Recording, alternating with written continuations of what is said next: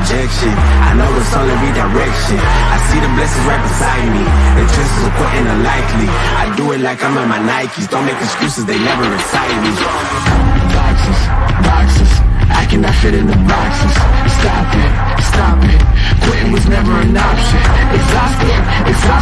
This passion is never exhausted. And you cannot stop it. Nah, you cannot stop it. Good morning, Knicks universe. Welcome back to another episode of the Knicks Morning Brew on this Friday, December 15th. Like always, I'm your guy Hector, joined by 1/3 or 1/4 of my compadres, my guy Philly, all caps. Phil, how you doing, big fella? Bro, I'm good, man. It was a good night, hanging out, chilling. I unpacked some boxes in the RV, and I found my token little John Starks dunk playbook mug. So, I feel good. I'm not drinking out of like paper cups or my wife's cups. I'm drinking out of my man cup, and I feel good about it. You's a big boy this morning. You drinking out of the big boy cup. There you go. Me personally, I left my sippy straw in the kitchen. I wasn't able to get me a sippy straw this morning, but shout out to the chat. We got 29 people in the building, so if you guys can like that button for your boys as we continue the conversation. We got a special guest this morning. I'm super excited to have him on the show. Phil, let the people know who's coming onto the panel. Jacob Petruzzi, Stapper Don, my guy, NY Ricans in the building. I Lie Wise, Just Knicks. Salute. Tariq from Facebook, Slime from Facebook. If you guys are all watching us on Twitter or on Facebook, join us over here on YouTube. It's a great conversation we're having up over here. But yeah, go ahead, Phil. Introduce our friend. Well, real quick, I want to give a shout out also to my guy, Adam Flores. He goes by Garden, incredible artist. He's in the building as well, watching. So salute. He's on, watching from Twitter right now. Yo, Adam, give us a little retweet. Let all your people know this is the best place to be this morning. I'm excited, man. I'm really excited. So right now, one thing that, we tell people all the time is that we don't just make assumptions the first time we see something. We try to go back, we watch plays over again, and we kind of, really try to see the scenario for what it is. But when it comes to actually watching tape, we made a joke before early in the season where Julius Randle was talking about, he's finally watching tape because he didn't have anything to do while he was injured.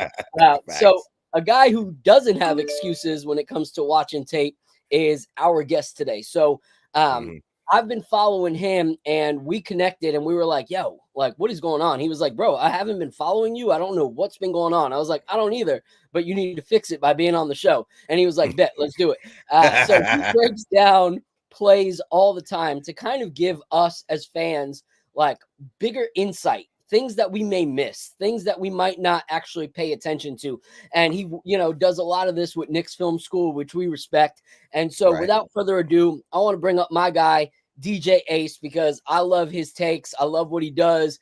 What up, brother? How are you this morning? I'm good. I've had my coffee. I did my cold plunge this morning. I'm on with the Knicks morning brew. I'm flying right now and just can't wait to get into this. I appreciate you guys, man. I'm obviously a big fan of the show, so I just let's dive in, man. This team is fun to talk about, and let's get into it. The first important question we got to ask you, Ace, what type of coffee are you drinking? Are you a Bustelo kind of guy? Are you a Folgers from the 1990s? What type of coffee are you drinking? I'm basic as all else, so I'm just black, whatever you got. If it's got caffeine, I'm good. Nothing special. So just I am. You put me at Starbucks, I get a little confused. So like, give me the basic stuff. Black, easy. Let's roll. My man said, I am a caveman. Give me the black coffee, no sugar, no cream. All right, let's get into it. Go ahead, Phil. I'll let you lead the convo for now. Go ahead. Yeah. So before we go through that, like, I've been hearing about this whole cold plunge thing for quite a while now. People are like, yo, cold plunge your day. And I'm like, first of all, I hate cold things. Like, I hate being cold. So tell me about this whole cold plunge thing. Like, what does it actually do for you? All right, so here's how I'll tell you it. So I do it 5 minutes a day, every day in the morning when I'm in Chapel Hill, so it can get cold you're on this time of year. So 5 minutes a day. It is the worst 5 minutes of your life. And then you feel amazing for like 5 hours. I mean, that is like kind of like the way I don't know about all the benefits in terms of like, weight loss and all that stuff, but it just makes me feel like amazing for like a long period of time. It sucks for that 5 minutes. You're just staring at your phone. Like, all right, when is that clock going to run out? But man, I've been doing it for a little bit now, and it's tough to get in, but once you're in and you get out, you feel like you can just rule the world. So that's kind of my. Did you start at 5 minutes when you started doing it, or did you have to like first it was 60 seconds or 30 seconds? Did you have to like ease up to the 5 minute mark, Case? Well, that's a good question. So I started with the temperature a little warmer. So I started about like 60 degrees, and I've got it down to like 45 or so. So it was like I kept the time the same, but I just sort of lowered the actual temperature. I got more accustomed to it, because you really do need to get cold adapted. So that's a key into it. But yeah, it just, it makes you feel good in the morning, gets my day right. And, a little extra boost. And that black coffee job. I'll be honest. That sounds awesome. The benefits sound awesome. I probably will never do it. Like, if I'm being completely honest, but I'm thankful that it's going well for you. I appreciate it. Yeah, but it's not for everyone. Not for everyone. Yeah. So before we start diving into the topics, for those who live under a rock and might not know who you are and know what you do, can you give just like a little breakdown of how you got into, your craft of breaking down NBA plays and just kind of being a voice of, maybe seeing things that other people that are just quickly watching games would not be able to see? Yeah, so it's been about a 3-4 year process for me. I kind of just started doing it, with a small Twitter account just for fun, try to like learn things. Asked a lot of questions. Steve Jones has a great Twitter account. He was kind of my guy to like, all right, what do you call this play? What's this? What are they running here? And just sort of like learn different aspects, and then just fell in love with the process of, all right, so there's a basket being scored here, but like all the other stuff that's going on off the ball. How that play was actually scored, like all the things that kind of go into it was really like fascinating to me. So as I got used to it and just more like comfortable with the film breakdown piece of it, I just wanted to like share that, because I just find it endlessly fascinating. Stats are a big part of what I do too, but there's like, you have the eye versus the stat test, that whole thing. But I really feel like you can learn so much about like why certain things happen. And a lot of it is just like stuff that doesn't even happen on the ball. It's like off the ball stuff. So it does require like rewatching, as you alluded to, Phil, earlier. And that's, stuff you watch live. It's just hard to pick up on it. So you really do have to go back and kind of get an idea of it. So I got good response out of it. Knicks Film School has been great, kind of helping me get a little platform here to get my stuff out, and just enjoy doing it. That's kind of the big part of it. That's awesome. That's really dope. Yeah, so, it's fun. So with what you do, like, I think this will be a good topic. Like we saw our game the other day against the Jazz. And we're playing against a team that has struggled. They have really, really struggled to the point that people are like, okay, last year maybe was a fluke. Maybe they need to blow it all up. Maybe they need to move along and figure out how to, start over. And they were dealing with some injuries, we thought, at least before the game started. Kessler was question mark. Markkanen was a question mark. Clarkson didn't play. And the one thing that I had said when we were talking about like how we thought we were going to fare in that game, I said, in the absence of Mitch, if Lauri Markkanen plays, I think it's going to be a very hard game for us to win. And that I thought that it was going to come down to the wire, and we might not be able to pull it off if Markkanen plays. Markkanen plays, fulfilled prophecy. But one thing I've always said is that if our assists, are, not up to par, if we are not, in the mid to high 20s of assist ratio, that this team is not designed to win. We are not the Jason Tatum, Jaylen Brown type organization where one of these guys can just put up 40, every night, and it doesn't matter if there's assists or not. That we need to be passing the ball, since we don't have a roster built that way. So those were the reasons I thought we lost. But what are the key factors you think that contributed to that Utah Jazz, loss? Yeah, so I think the first thing for me that jumped out was the coverages on the defensive end. If the Knicks over the last 4 games, they're giving up on average over 41 3-point attempts per game, and teams are shooting about 50%. So, I mean, there is something going on over the past 4 games in terms of their 3-point defense that really needs to be addressed. And to me, the biggest key, at least in the Utah game, was just a complete lack of communication. There were so many blown coverages because Utah, I know they're not a great offensive team by the numbers, but they present challenges in terms of their motion. They ghost a lot of screens. So instead of like actually setting the screen, they'll have their shooting bigs just kind of flare out. And when that happens, and you're assuming there's going to be a screen set, and that player ghosts and he pops out to the 3-point line, you have to communicate that switch. And the Knicks and Randle and RJ were sort of like their main culprits, really failed to do that. And the Jazz just got open look after open look.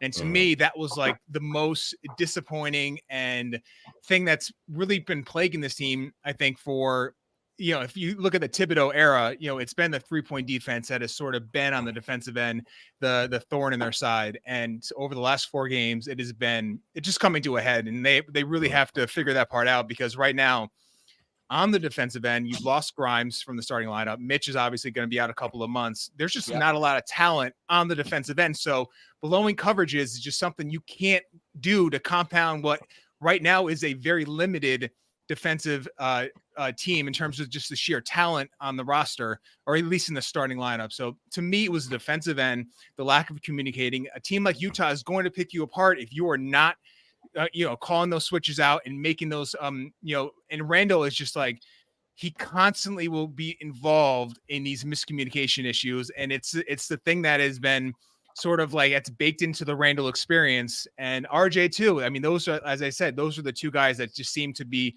constantly in the action where Utah was generating all these open looks. So the defensive end has to be cleaned up. And to me, in that Utah game, those screens that they were just losing guys constantly, and there were wide open shooters all over the court, that was the biggest issue to me. Yeah, and for a Tom Thibodeau team, like you pointed out, Tom Thibodeau, who prides himself as being a defensive first coach, it's kind of weird seeing the drop off this season over the past few couple of weeks when it comes to the lack of communication. Because if there's one thing that we've noticed under Tom Thibodeau, this team talks to each other when they're on the court. You hear Tom Thibodeau yelling at people. Knicks fans, we used to joke, we used to hear him yelling Obi just for no damn reason. But over the past couple of weeks, for some reason, the communication is just not there, and it's a stark difference. It's just funny. I didn't mean to cut you off, but like Mitch said that before he got hurt, that their communication was a little off. So he, Mitch, who to me has become like sort of like their, the top guy in terms of communicating and calling out coverages at this point of his career. So he noticed they drop off in that area before he got hurt, and now he's out. It's exacerbating the problem. Go ahead. Yeah. No, 100%. And I was going to bring up that example for Mitchell Robinson and him not being there. Mitchell Robinson is the guy that when he's out there defensively, it's like he's running around like a hamster, not knowing who to pick up, who to cover up, what on the pick and roll. How can he try to defend his man by helping Julius Randle at the same time? So it's something to scratch your head. Is it something that's going on in the locker room that's forcing these guys not to talk to each other? Because from last year and years prior to Tom Thibodeau till now, what you're seeing is just very odd and it's just very weird. Just my opinion. Yeah. And what's crazy is like you have certain parts of the fan base that think everything is just like my wife and kids are right now in the other room watching Elf. And I feel like they have that Elf mentality, where everything is just like gumballs and maple syrup and everything is just sweet and delicious in New York Knickland. There's no problems. There's no issue. Players don't have issues with each other. Nope. Everyone loves the coach. Matter of fact, they're probably sending, catering service to Tibs every night in the hotel room. That's how much they love him. Like there's nothing ever wrong. But then you start hearing things like that, where Mitch is just like, what is going on? We're not talking, we're not on the same page. We're not, enjoying this, that, and whatever. And it makes you go, okay, there has to be some things that we have to talk about, and one of them, like you were talking about, DJ, was the 3-pointers. Like, if you look at it, it is insane that they shot 42 3-pointers.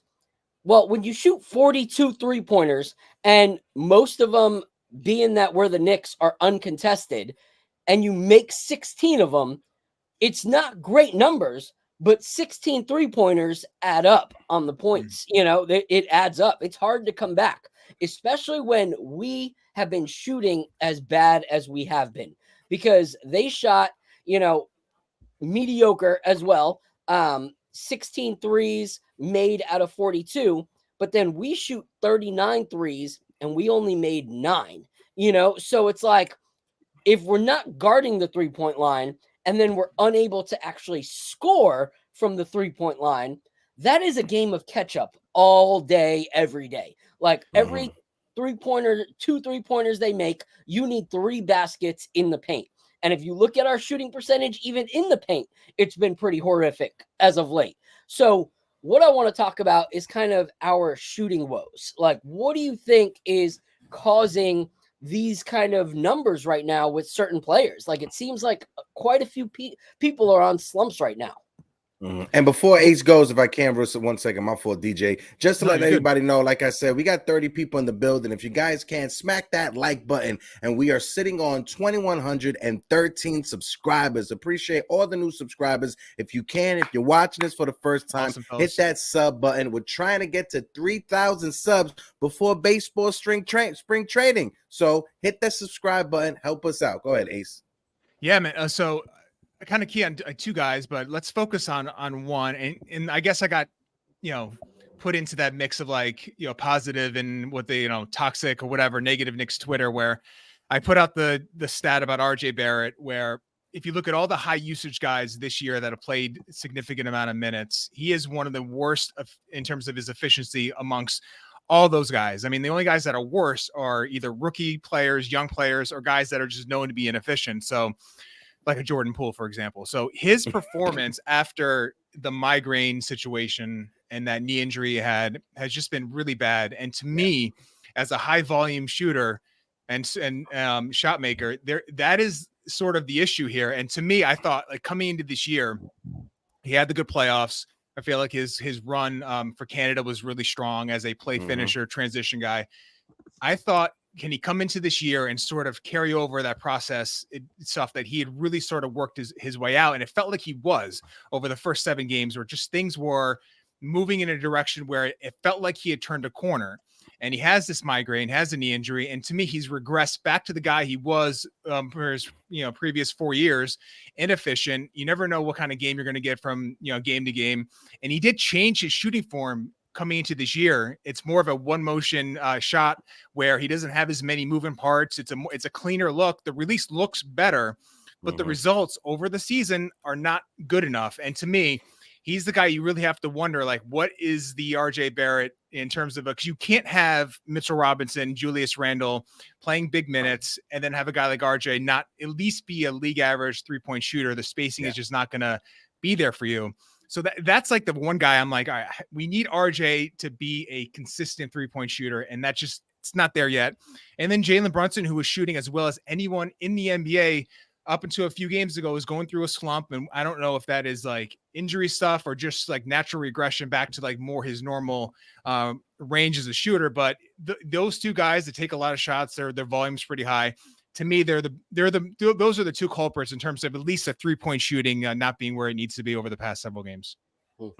Yeah, no, listen, when you give up the amount of points that you're giving up from the 3-point line and you can't even come close to or have to what the opponent is doing from behind the 3-point line, you're not going to win many NBA games. That's just how it is in 2023 going into 2024. But I got a few chats that or at least one that I want to bring up real quick and get your thoughts. Phil, I'll throw it over to you and get Ace's thoughts on it before we switch the topics. But my guy Flo in the chat says the fact that Brunson and Randle, they don't have one of the best pick and roll games in the league, it's disgusting misuse. And I gotta agree with him when it comes to that.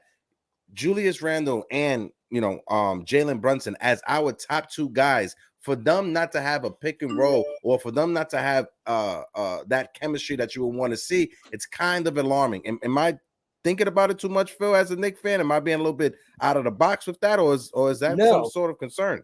No. I'll talk on that in 1 second. I'm gonna bring up something Ace said that is concerning. And that is with Jalen Brunson right now. I think that it's not as much of a regression. And I know people that are like so gung-ho with, our team's perfect. But if you look, teams are guarding him different. Like they are trying to make it where he has to shoot over people nonstop. Like you'll see them switch off a lot of their bigger guys onto him to make him shoot over. And with him being, kind of beat up from injuries and taking as many charges as he has, I think his body is unable to have that like veracity of shooting over players that he typically has. Like the numbers are just bad. Like as much as I love Jalen Brunson, we went into the season going, hey, he got robbed from being an all-star last year. This is his year to prove everyone that he's an all-star. Like, and we got so gung-ho on everything we were seeing, but now the numbers are starting to dwindle. Like he's gone from, being in the high percentages of field goal percentage to now shooting 46% from the field entirely. Like his numbers are not all-star numbers. And I know a lot of times we crucify Julius Randle on like empty stats. Like, yeah, you have a ton of points, but you did it inefficiently. How many shots did you miss? How many did you have to take to get there? And that's what we're seeing right now with Jalen Brunson. Like if you just look at the points, yes, he's having 23, 27, 25-point nights, but they're coming at 31% shooting or 0% shooting from the 3-point line and, less than 70% from the foul line. So they're not pretty games. Like it might be a pretty number to you that he's scoring, but it's not pretty games. And I think that has to do with how we use players. And I think what Adam said is spot on. Like if you look, it wasn't this last game, but the game before, there was a pick that Julius Randle set that pretty much sent his Toronto Raptor like player into like his teammates because he was that shook up from being hit by a body like Julius Randle's and the strength that came with that pick and roll. And as much as I like Mitchell Robinson, the way that he moves, he's not a good pick and roll guy. He's just not. So it seems like because Mitchell Robinson's not really a great pick and roll guy, we don't use pick and rolls. But that pick and roll with Julius Randle was beautiful. Like it freed up the rest of our team and then gave him the opportunity to now have a smaller guy coming back to try to defend him. So I think that is something we could utilize a little bit more. But I feel like when it comes to the roster construction and also the coaching, we kind of don't look outside the box. We have a very small box, and Tibs likes to stick in that box. And I feel like that is outside of his box. What are your thoughts, Ace? Well, I'll just hit on that last piece you just said about thinking outside the box. And I think this is where the Randle-Brunson pick and roll becomes an issue, is that he's not going to play Julius the 5. That is something he will not do. He's going to have a center, a rim protector on the court at all times. So if you're going to run traditional spread pick and roll, it's going to be very challenging when you have your center in the dunker spot clogging things up. So if it's going to be a Jalen Julius pick and roll, then in your expectation is Julius roll to the rim, then he's kind of rolling into a lot of bodies. So I think there, where if you look at what Julius did his last year in New Orleans, they played him at the 5 a lot, and that's when he was at his best as a rim runner to the basket. So as presently constituted, and with the coach in tow, there's just not going to be the opportunity for Julius to be a traditional pick and roll threat in the way of like running to the rim and creating those opportunities. And then if your counter is okay, just kind of pop out and you could be a spot up threat. Well, Julius has not shot the ball from 3 as well overall. And then 2, he is not as comfortable shooting off the catch, especially with a quick trigger. Like he needs to catch, hold, sort of like jab step. He's not accustomed to just letting it go. And that's been like an issue I've had with him for years now. I mean, there was a play against Utah where he had the ball in the left corner, was wide open for like a good beat and a half, held it, and then the defense was able to close. And then it ended up being a bad shot at the rim. So I think those two things, like Julius's lack of ability to shoot that pick and pop with like that quickness, like you would see from like Porzingis, for example. And then 2, the lack of spacing, I think that limits sort of what you could do with the Jalen Julius pick and roll. Yeah. So I just want to point something out. Yeah, we got a poll going on in the chat right now. We'll get to the Taj Gibson conversation because our friend Taj Gibson is back. On top of that, we'll get to the Adrian Wojnarowski rumors that are circulating on Knicks Twitter, because Knicks Twitter, it's its own type of entity. It's its own type of being. It can take control of you. It can break your heart, or it can make you some friends. On top of it, we got 34 people in the building. So if you guys can, please smack that like button. My fault, Ace. I'm throwing back to you. No. You can finish your take. No, that was kind of like where I'm going. So I think you have to wonder if it's so I think it's like a skill set issue between Jalen and Julius, and also like a coaching thing where if you're going to have a traditional center, typically in the dunker spot, you're not going to have him necessarily be a spacer. Although with Hartenstein, you could probably do that a little bit more, just have him like clear out a little bit. It just limits, and Julius just hasn't been accustomed to rolling for years now. So I don't know if that's something that's atrophied a little bit.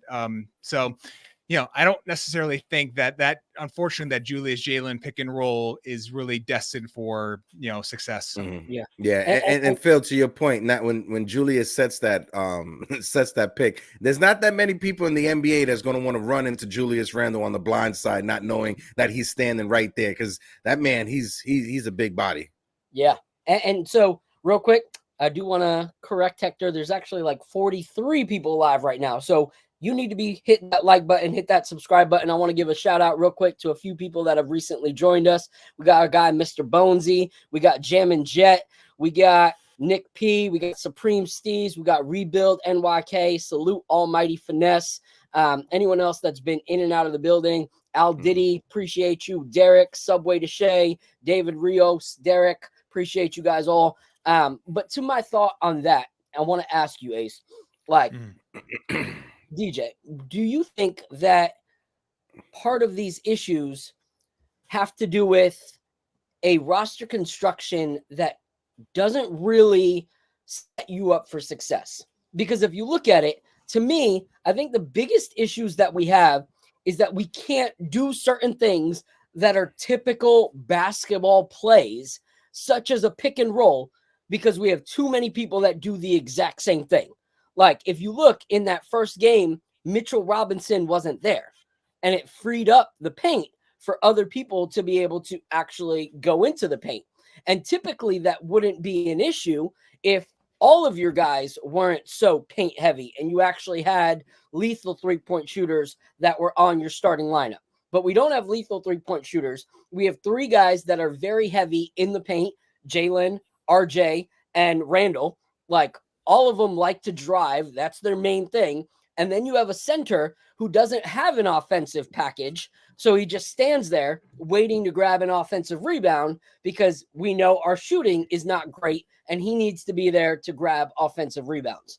So to me, it just seems like very clunky roster construction. Like, you have a lot of people that do the same thing. So you have to continue to do the same thing because you don't have options to do something else. Yeah, I mean, this is not a diverse offense. It's been it depends on how you define success, but at least last season, it was a successful regular season offense in terms of the top down numbers. And I think part of that was they really did tailor their offense to take advantage of the fact that they would enter the paint a lot and take shots that either were going in, or you had Mitchell Robinson and Hartenstein cleaning up a lot of those misses. So I think for those reasons, they were able to win the shot game in terms of the field goals attempted. That advantage it started to dwindle a little bit before Mitch got hurt, and is completely evaporated to the point where Utah actually took more shots than the Knicks in their last game out. So that's your problem. And, the Knicks were always going to be a team offensively that was going to have to answer the question of, even if this offense was performing well, how would it translate to as they got into the playoffs against better teams, better defenses? We know for last year, it didn't work out. They didn't play well against Cleveland offensively, and obviously didn't play well against Miami. So that is always going to be a question. There is a issue with the roster construction where you have limitations in the starting lineup and you have some overlap. It is why possibly that RJ and Julius rarely, doesn't, I'm not to say never happens, but it rarely happens where they play great together. And when it does, and when they do play great together, it's typically not because they're playing off each other. It just happens to be where Julius gets off to a hot start, then RJ, as he leads the second unit, plays well. They don't have skills that take advantage or enhance the other person. Whereas I think Julius does enhance other players, and especially because he's such a good playmaker, spraying the ball out. But RJ is at least at this point, he's not a great shooter, so his offense has to come in a different way. So it is a clunky offense. There are issues there. This is maybe a bigger question about who they have to bring into this fold to elevate them. But to Jalen's credit, and I'll end it with this, is that he has upped his 3-point frequency. So he is taking more 3-pointers. I think part of that is, Phil, you mentioned how he's having to shoot over guys. I have noticed that teams are putting a lot more size on him. You made that point earlier. I think it's a valid point. His 2-point percentage is down this year. I think part of that is, Phil, he's having to shoot over the guys. And I'm getting a bit of an echo here. Yeah, I'm sorry. Is that from? Yeah, I think that was from you, Phil, on your end. There was a bit of an echo, a playback sorry echo. about that, guys. No, you're good. No more. Go ahead, Ace. So I think that's part of the issue, is that his, they are putting more size, high, taller wings on him. His adjustment has been shoot more deeper 3-point shots, so he's extending his range out, which has helped overall, but it does present other issues. So when they get to the playoffs, these are questions they're going to have to answer, and without Mitchell in the fold, they're going to have to figure out a way to generate more offense despite having that offensive rebounding, greatness off the court. Yeah, and to you and Phil's point, the roster construction, and we got people in the chat that agree with the entire conversation. My guy, Ultra Cowboy fan, is in the building. All those draft picks, and we can't even make a trade for a superstar. We'll get into that. I'll bring up the Woj conversation momentarily. Shout out to my guy, Damian Serrano, who says, I can't think of many of Tibs' teams that have been offensively great with any team that he has coached. And, especially if you don't have that MVP candidate in Derrick Rose, or if you don't have that dog and Jimmy Butler with you, it's going to be hard to have that type of offensive team that we need right now. Yes, like you said, to your point, when it comes to Julius Randle, he does have some stuff that when it comes to his playmaking, when he gets downhill, he is a beast. But it's like there's a log jam. It's a clog. It's like there's a clog in the paint, not only with Mitchell Robinson, but when it comes to Julius Randle and RJ Barrett. Both of their games, it doesn't seem like they mesh well together. It seems like one is holding them back. That's why you see RJ playing more with the second unit and Julius Randle being one of the first or second options in that offense. So it is kind of frustrating, but I want to bring this up real quick, just because we did have the news. Taj Gibson is back with the New York Knicks. Excited to see Taj Gibson back. We got some votes in the chat right now. There was a poll going on. We got 70% of the people in the chat saying that they're happy that Taj is back. 17% saying no, and the rest are just saying whatever. But Ace, I'll throw it over to you. When it comes to Taj Gibson, what's your thoughts on him? And I apologize if there's any background noise. That's why I'm a bit choppy right now. There's a lot of noise coming from my end. Hopefully you guys don't hear it. Go ahead, Ace. No, you're good, man. I don't think it's coincidental that Taj is back after, it's been a few weeks of some, questions about what is the health of the locker room, basically. We had the Josh Hart, I wouldn't say complaint, but sort of like airing of the fact that he is, not feeling so involved in the offense. We had the Quentin Grimes situation where he openly talked about how, when you don't touch the ball feels like 1,000 pounds because you're having to make every shot you take, even though you're only getting a couple a game. And then there was the article recently about the Knicks might view this as like a too many guys situation. So I don't think it's coincidental at all that Taj, who is, renowned to be a great locker room presence and a Tibs guy, is brought in to maybe sort of like cool the waters a little bit. And then the fact is I'm sure he's in good shape. I'm sure in a pinch, if there was another injury to one of their bigs, he can play. I hope he doesn't take minutes from Sims, who I think is, at least offensively has shown a little bit of promise, especially his perimeter defense. And obviously Hartenstein is going to get his 25 to 30. So to me, this feels more like a locker room, situation where I think Tibs is a little bit worried about what's happening here. And I think for any coach that has a relationship with a guy that is considered to be a great locker room presence, you're going to want to lean on that. And I think that's what's happening here.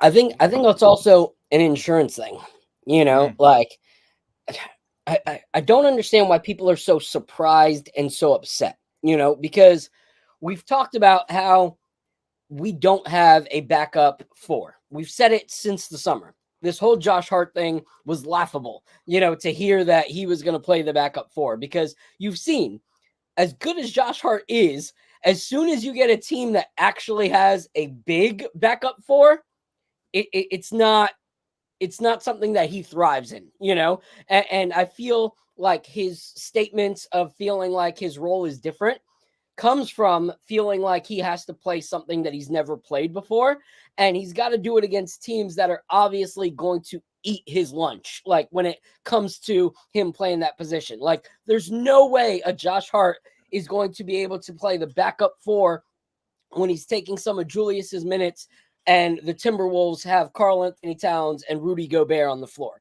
Like, it's just not going to happen. He's not able to guard those kind of guys. So we bring somebody in who can now play the 4 and 5, and we're complaining. Okay, well, we fixed an issue. We needed to fix the issue. Yes, it's not the ideal guy most of us would have sought for. Like, I want to see an opportunity for a Jacob Toppin to come in and show me what he can do. But do we have amnesia to all of a sudden think that in the most crucial part of our season, where we're playing some of the best teams, that all of a sudden Tibs is going to be like, let's try something new. Let's bring someone green in and see what they can do? No. Then we complain about not wanting to make any rash decisions on a trade and, trade for somebody that doesn't fit the longevity of what we're doing. So we can't make a big blockbuster trade right now to fix this issue. And so with what we have in our front office and our coaching, they're going to go with somebody that they know, someone that they rely on. And I said this in a video the other day. One thing we hate is the fact that Tibs very, very rarely changes things.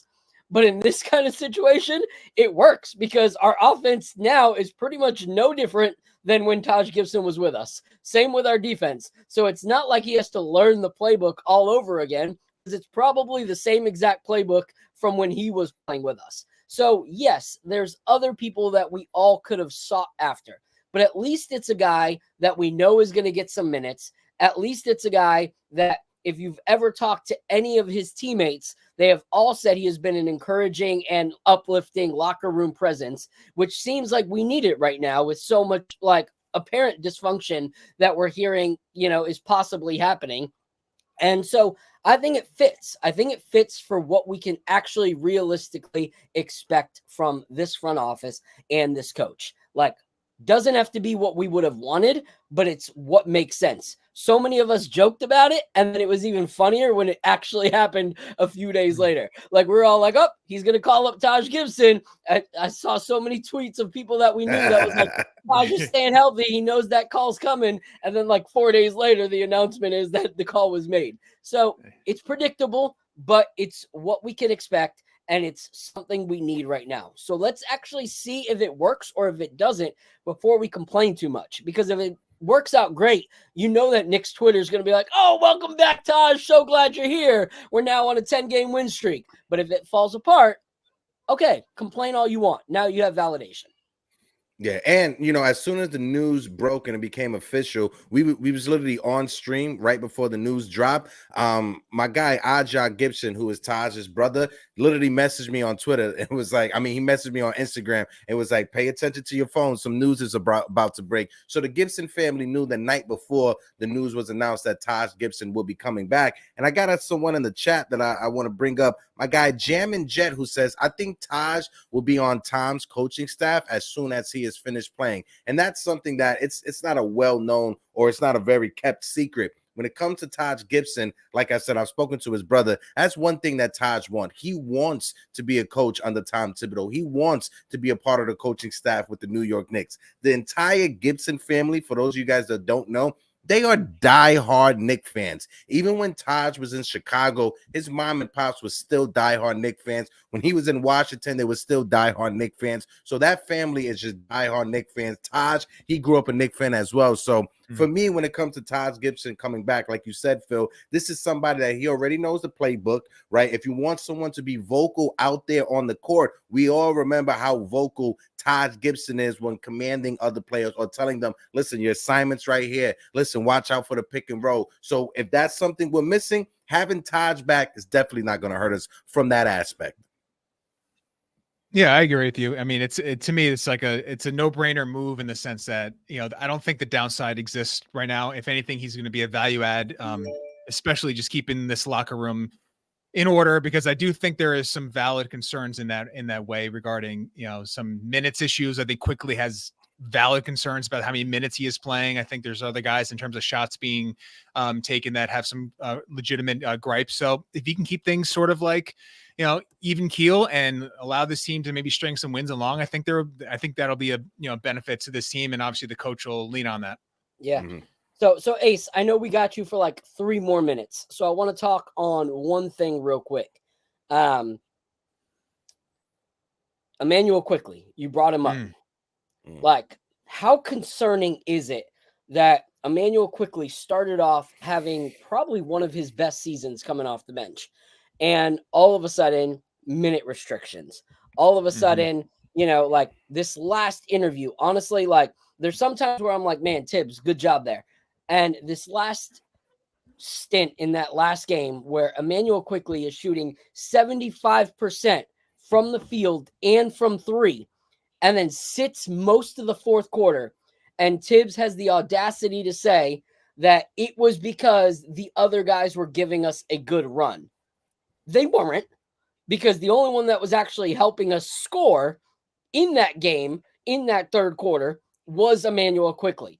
So it's a blatant untruth, that he's telling everybody about why Emanuel Quickley's sitting. Because if you look, no one was scoring. Jalen-Brunson was out there with 38% shooting from the field, and Emanuel Quickley is sitting on the bench shooting 75% from the field. What are your thoughts on this Emanuel Quickley situation?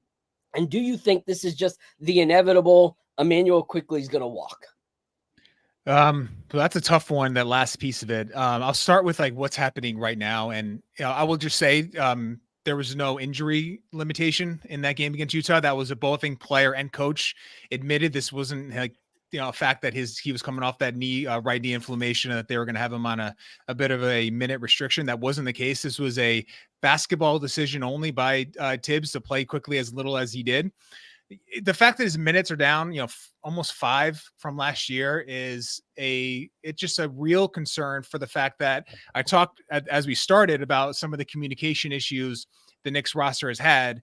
And we talked about how Mitch really helps that. Well, Quickley on the bench is, coming off the bench, is the Knicks' best off the ball defender from the wing guard position. It's not even close. He's one of the best in the NBA. It's why the Knicks consistently have a better defense when he is on the court, because he is making the right rotation every single time. He's communicating. His ability to close on shooters is phenomenal. He's always contesting with his left hand against right-hand shooters. It's one of those like little tricks that he does that is just so, it like warms my heart every time I see it, because it just gives you that little extra inch or two to really defend that shot. It's a really just a well, it's a great skill that he has. And his shooting is a real threat, even though his percentages are never sort of like, I always feel like he should shoot better in terms of like the top down percentages than what he actually does. But he is a floor spacer. And I feel like there is a lot of issues with the fact that, he's going to command a major contract. And the question is, like, have the Knicks given themselves enough of a sample size to determine if they're willing to invest the amount of money that they're going to have to invest in him? Because a team is going to throw a major, there's probably going to be multiple teams, but he's going to get a major restricted free agency contract. And you just wonder if the Knicks have enough, data to make that determination if he can play with Jalen-Brunson. Because if you're going to pay him north of $100 million, I would imagine you have to view him as a starter. And to me, that I don't know if I don't feel comfortable with the fact that with him starting with Jalen-Brunson, because I haven't seen it enough, despite the fact that they tend to play pretty well together if you look at the on-off numbers when they're playing, the same backcourt. So yeah, it's a concern. I think that Quickley is one of their best defensive players, and a team that is hemorrhaging on the defensive end. play him more because he helps your defense, and that alone is reason enough to get him more minutes. Yeah. That's what's up. So I will say I agree with you on them playing together. There was that one game that we won where they both played that whole fourth quarter, and they played stellar together. So it's unfortunate. We know you got to go. So I want to give you the opportunity to let everybody know where they could follow you, because we've loved having you. There's 76 in the chat right now. So guys, please, we're going to post as soon as, DJ lets us know where you can follow him. I want you guys to make sure that you go and you follow him right now. But DJ, thank you so much for being on. Let us know where we can support you. Hector, Phil, thank you guys so much for having me on. Knicks, you can find me on Twitter. I'm in the morass of over there, trying to fight the battles. At DJ Ace NBA. All my stuff that I do outside Twitter, I'll post on there. So if it's a YouTube thing or something else, you'll find all the information over there. And thank you guys. I'm a fan of the show. I'll keep listening while I get my work done and all my meetings done here at the 9 to 5. But thank you so much for the opportunity. I really appreciate you guys so much. Appreciate you, H. And for those of you guys that's in the chat, Ace will be doing tutorials about how to do a deep plunge in the morning so you could get your body ready for the day. But Ace, my guy, appreciate you, brother. You be good out there. All right, be safe, guys. Later, bro. All right. So appreciate Ace for coming out. Before we send out that open panel, we got 80 in the chat right now. We got 80 watching. So if you haven't, hit that like button, hit that subscribe button. If you're joining us from Twitter or Instagram, head on over to @MorningBrewSports on YouTube. Like, subscribe, retweet. We appreciate you guys so much. And this is a perfect transition, because what we were just talking about is if Emanuel Quickley is going to be here, if he's not. And Woj recently came out with some information. And so we'll pull that up real quick. And Woj said the Knicks have been preparing with draft assets and the development of young players to make this kind of trade. Man, that went fast. So one thing that Woj says, I'll bring that back so you can read it again. Go ahead, Phil. So he said to move the elite of the Eastern Conference and NBA. So we're going to make a move eventually to get there. I don't think they feel a need to force it. Okay. And then the next slide, this is key. A lot of people would call Woj a hater for this statement, but it's exactly what I think. There's a ceiling on this current roster. So he's saying there's a ceiling, and it's no small accomplishment what we've done, but even though it's better than what it's been for decades previous, there still needs to be that next step. And so there's that conversation of what that next step is. So if you're in the chat, we want to know who you think that next step is. Who do you think that we should trade for? And that leads me to there's a new show that if you haven't watched it, our guy Carmelo Anthony is on. And it's dope. Like, it's real dope. So it's called 7 p.m. in Brooklyn with Melo and Mero.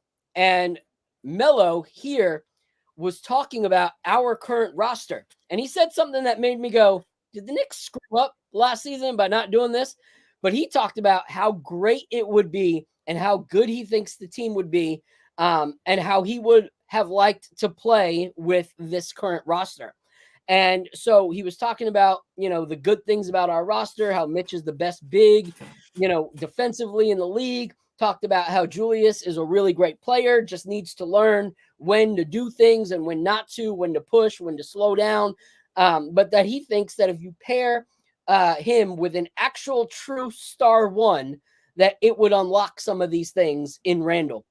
And so when him and Mero were talking, Mero brought up Donovan Mitchell and Melo said, hell no. So he doesn't think Donovan Mitchell is the key to unlocking this New York Knicks organization, but everyone has an opinion. So heck, I'll throw it over to you as I throw the open panel link up. Who do you think is that guy? Like, if Woj is right and we need one more piece, who do you think that guy is?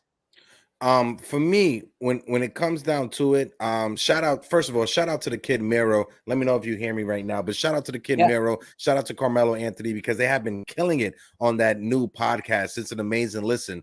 But for me, it's just when you look at the landscape of the NBA and when you look at other teams that are out there that are struggling, that are on the bottom half of it, it's like, who are you going to trade for? Right? It doesn't seem like there's that disgruntled star that wants to be traded right now. At the beginning of the season, all of us Knicks fans, we had our hopes when it comes to Joel Embiid, but we shot that out the window after like a couple of days, right? So that died. Mikal Bridges with the Brooklyn Nets. Brooklyn's not going to trade with us. OG Anunoby with Toronto. Toronto's not going to trade with us. Donovan Mitchell and the Cleveland Cavaliers. Cleveland, like Jerry says, Cleveland traded a lot of assets in order to get Donovan Mitchell. They're not going to just trade him to the Knicks. They're going to wait till his contract expires. And if he doesn't want to re-sign, then you may be a little sign and trade when it comes to Donovan Mitchell. But when you look at the landscape, like I said, who's the guy that we're going to get? Who? I don't want to sound like a broken record. I don't want to sound like an owl, but who is the guy that we are going to get as Knicks fans over here? It's a reality. Who? I've never heard that before. That's hilarious. And that's the thing is like, I hate that so many things have an asterisk next to it. Like you look at it and you're like, okay, who are the players that we would want?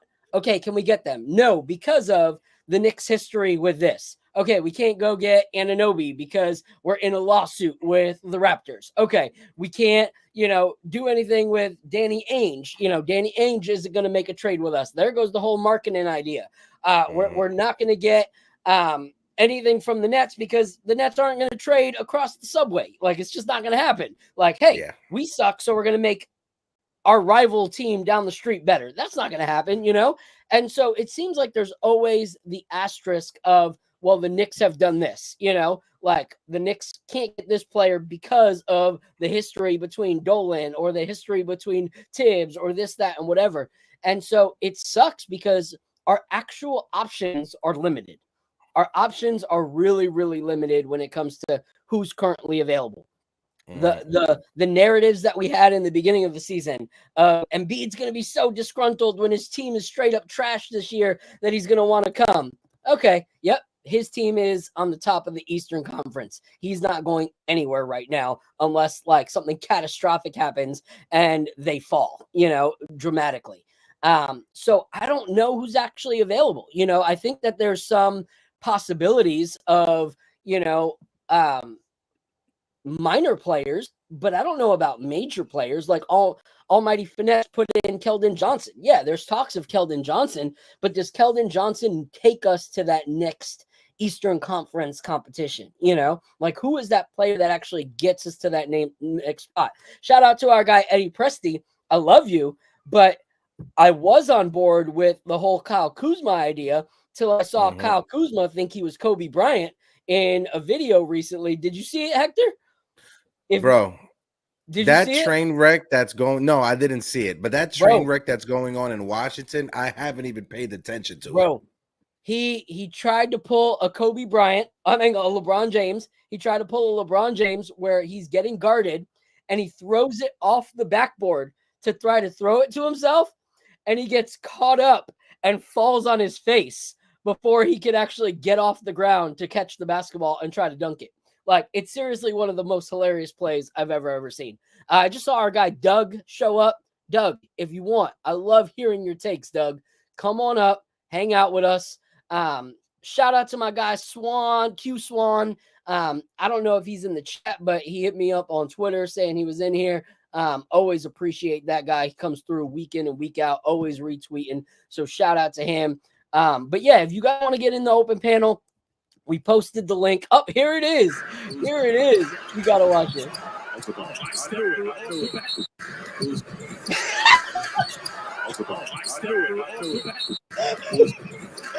One more time. Here we go. What is he doing? Phil, I gotta ask you just one question because I'm trying to connect my Instagram. How did you mute the Instagram feed? Oh, so are you getting like the feedback or whatever? Yeah. So what I did is I just linked it, and that's when you guys heard the echo earlier, and then I just closed the browser. Okay, so all right, because I did the same thing. I closed the browser, even though you closed the browser. Yeah. Okay, because it's not live on my end. Okay, go ahead, Phil. All right, so we got Double A in here. We're gonna bring Double A up. Yes. if Doug, like I said, I see you, Doug. I love your takes. Hop on up, Doug. I want to hear you talk. Ron, if you're available, we want to hear you. Hey, Flo, come on up. Anybody that's been chatting in the panel, if you're at work and you even just want to like slip on your AirPod real quick and turn on your camera, just give us a thumbs up and then turn the camera off. Whatever. We want to hear you guys' takes. So what up, Double A? What's going on, fellas? Chilling, bro. Baby. Chilling. Hope all is well. Double A. Yeah. I mean, like always, that last loss, man, hurt a little bit, man. Oh, you man. know what I mean? That hurt a little. That was a letdown. I mean, I felt all right after the Raptor game. I said, let's start moving forward. But that was a big letdown. Phil, you're on fire this morning, baby. You know, you're earning that prophet name.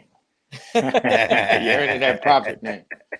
Yeah. Also, I just want to throw it out there, just so people know, if you guys are going to come up for the open panel, everybody is welcome to come up for the open panel. But we always have to respect the terms and services of YouTube, of Twitter, of Facebook, and now of Instagram. If you guys come up here, please be respectful to one another. Please no calling names. And if somebody is in the middle of giving their take, give them their time, because the same time will be given to you. So with that being said, sorry about that, Double A. I throw it over. No worries.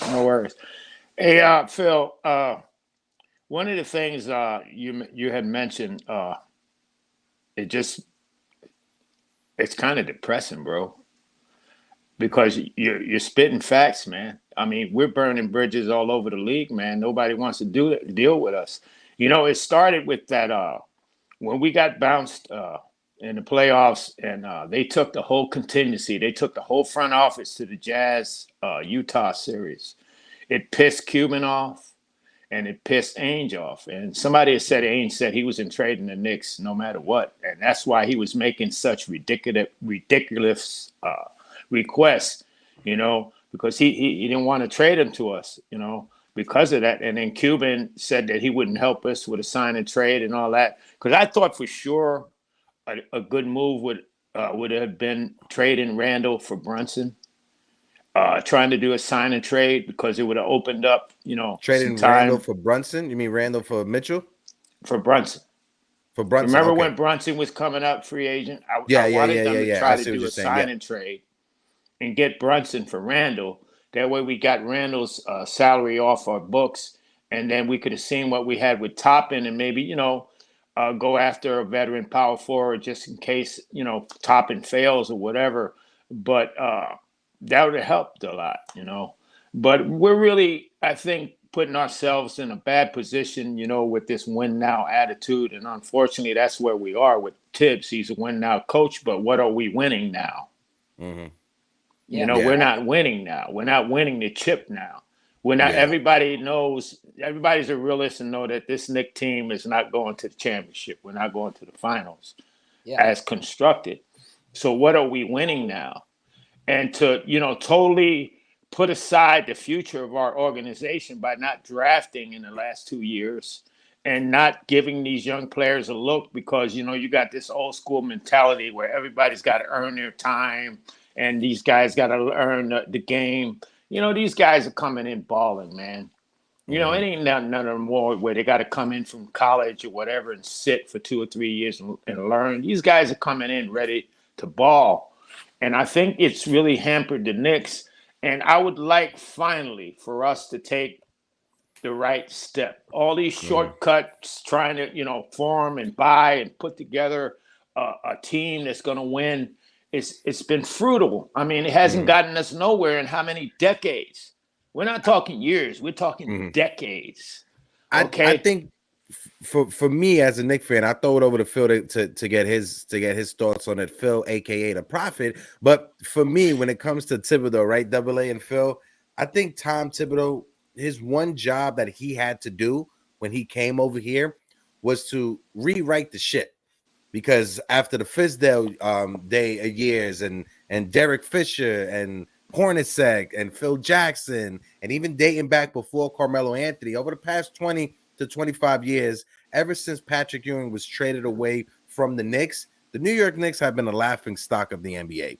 We've been at the bottom of the barrel. We've been trading our draft assets. We've been trading picks away for veterans that are past their prime, that just came off of an injury. So we had to rewrite that. Leon Rose came in, and we keep on saying it over the past several years. We've had a level of consistency that we haven't had in a long time.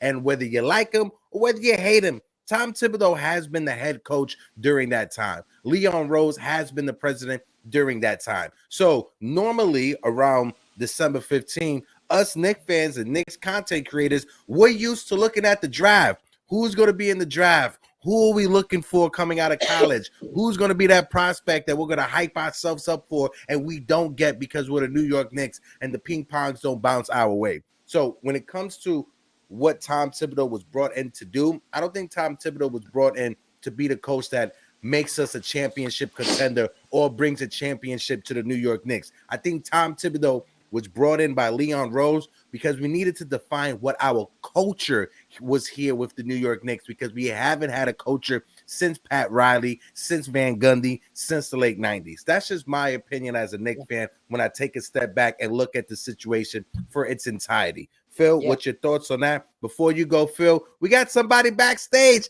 Our guy Ron from Still Knicks Fans is in the building. Where's my guy Ron at? I brought him up, but I just don't see him. There you go. Ronnie boy, how you doing?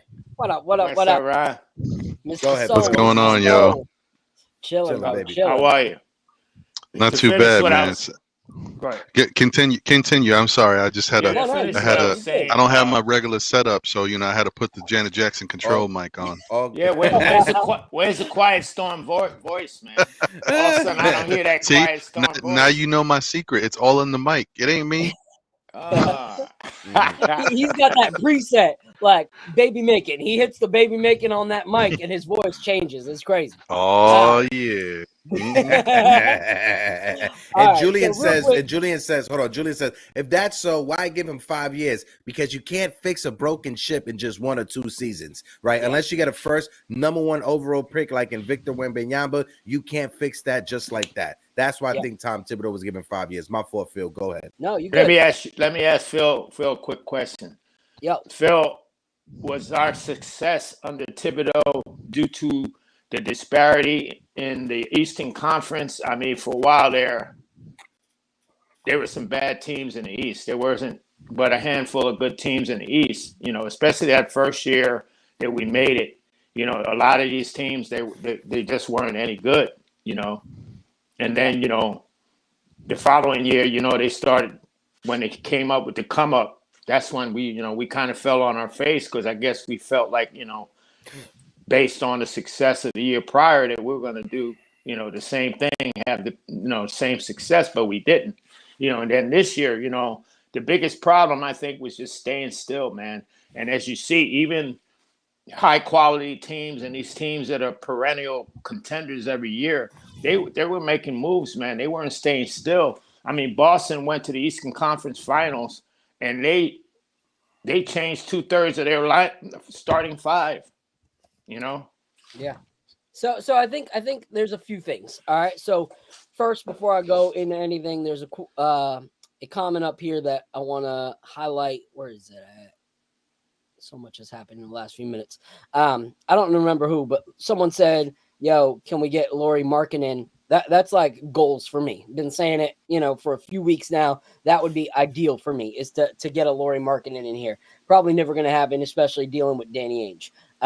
But I think that we have to be careful. Okay, like we can be critical and we can see things for what they're as, but you don't want to throw away the baby with the bathwater, so to speak. Okay. We're frustrated. Okay. We're very frustrated because it feels like there's a lyric by a band I love called Newfound Glory, where they say we're all dressed up, but nowhere to go. And that's kind of where the New York Knicks are. And that frustrates us as a fan base, because it's like we've made certain moves to be good, but not good enough. And we've stopped, it's like, my kids, if I told them we were going to Legoland or Disney, and then the car ride just never stopped, and I kept driving and driving and driving, but we never actually make it to the destination, they are going to lose their freaking mind, because I've told them that we're almost there. And we as Knicks fans have been seeing and being told that we're almost there for so long. And that's frustrating because we actually want to get there. And so I don't want to ignore the fact that Tibs has done a good job at making us better. Like, we're definitely better now than we've been for a very, very long time. But we've seemed to have stopped. And I think we've robbed ourselves because the draft is something that's very integral part of what the NBA is. It's always been an important part of what we've done. Like, if you look, one of our greatest players ever was a lottery pick in Patrick Ewing, and we talk about how great that was getting someone like that. So I think that we've robbed ourselves, and to do something and only use some of your tools makes it so much harder. Like, when building something, if it says you need 3 tools and you only give yourselves one and try to use that tool over and over and over again and not use the other tools, you'll eventually build something, but it's going to take you way longer to build it, and it's going to be a lot more of a frustrating process than if you just used all the tools that you actually have available to you. And so not doing things like continuing to build up the players that we've drafted and giving them, like Emanuel Quickley, limited minutes now and this, that, and whatever, we're robbing ourselves. Not drafting at all, we're robbing ourselves. Only using trades and trying to get, established players is a tool, but it's not the only tool. And I think that that's the problem. But it makes us also then go, oh, Tibs sucks completely. He's done good. He's done good stuff. But he is the kind of guy that will not take us to that next point, in my opinion. Like, he's too limited in the amount of tools that he wants to use, and we need to use every tool to actually get to that next spot. So I think there has to be a change in the front office before there's just a change in the player. I think that Tibs will eventually move up and work for the organization, but we need a coach that's willing to open himself up. So before we throw it over to Ron for his take, I also want to intro my guy, Adam A-Flow Garden, who's down here. Let's see if we add him to the stage. If we got, that's a weird look. Do we have a? Oh, there we go. Yo, what up, Adam? How's it going, my guy? What's good, bro? What's good? You can hear me? Yeah, we can hear you. So we're going to throw it over to Ron, and then we'll throw it over to you for your takes. What's up, Ron? Hey, man. Yeah, Knicks stink right now. So thank you. Thank you for having me.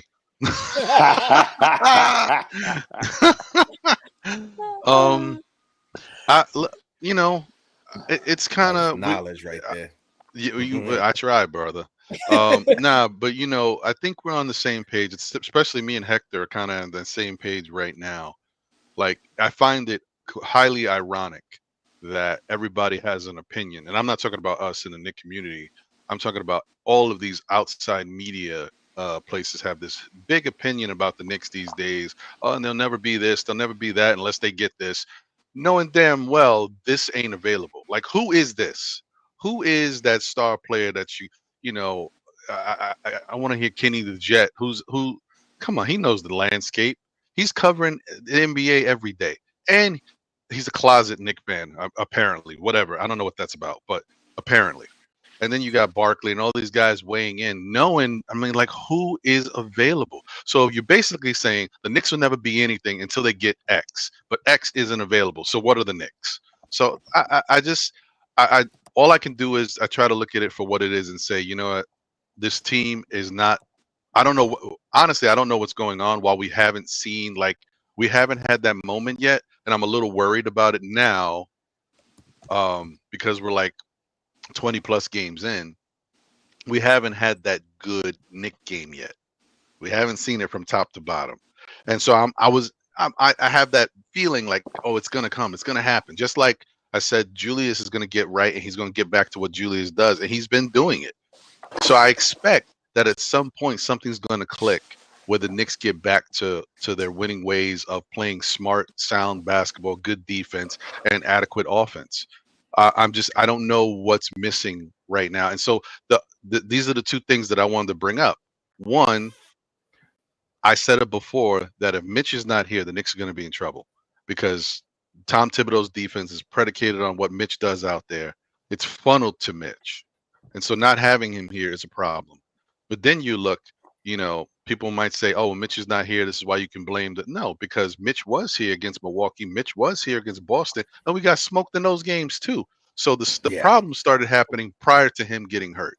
So I don't know what it is, how they go about fixing it, but that worries me. And then you go to the point where the Knicks need to bring in a star player. Well, if you bring in a star player right now, and the Knicks are not doing what the Knicks were doing prior to getting the star player, then it's going to be crazy when the star player gets here too. They're not going to be playing defense. They're going to still be whatever these bad habits are that they've picked up. It's still going to exist.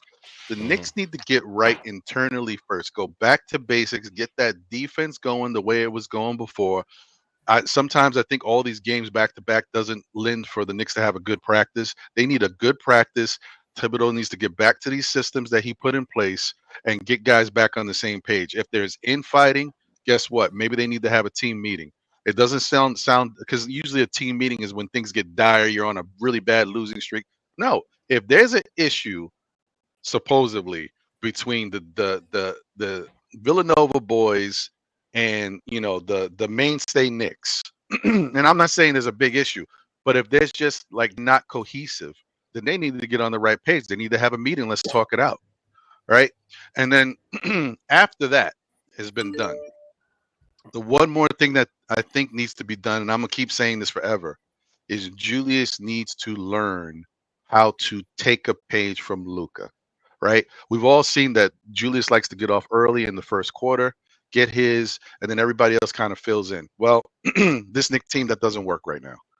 Julius needs to start facilitating, helping everybody else get theirs, and then get his, because he is the most consistent Knick right now. Dare I said it, yes. So Julius looks like he can get in his bag when he wants to. Julius needs to help get everybody else going and then start to get his, and I think we'll be better off at that point. I said a lot. That's what you waited for. I said everything. No, Ron. First of all, Ron, you can always talk however you want, bro. You know you family over here. But before we continue, we're just going to bring you guys down for just 3 seconds because our producer backstage, his OCD is running a bit wild. So he wants to fix the setup and make sure everybody is looking nice up here on the open panel.